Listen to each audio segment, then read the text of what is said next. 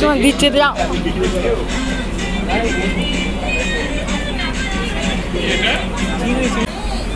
লঞ্চের প্রথম দিনে আমাদের টিফিন খেয়ে খাওয়া হয়ে যাবার পরে আমাদের দিয়ে দিল বেশ কিছুক্ষণ পরেই প্রন পকোড়া আর সস, আর দিয়ে দিয়েছে গরম গরম চা।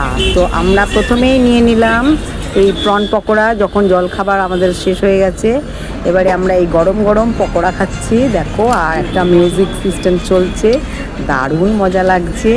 লঞ্চের মধ্যে এরকম এনজয় সত্যি খুব সুন্দর লাগে। আর এখন গরম গরম চা দিয়ে যাচ্ছে, লিকার চা, এটাও দারুণ লাগছে।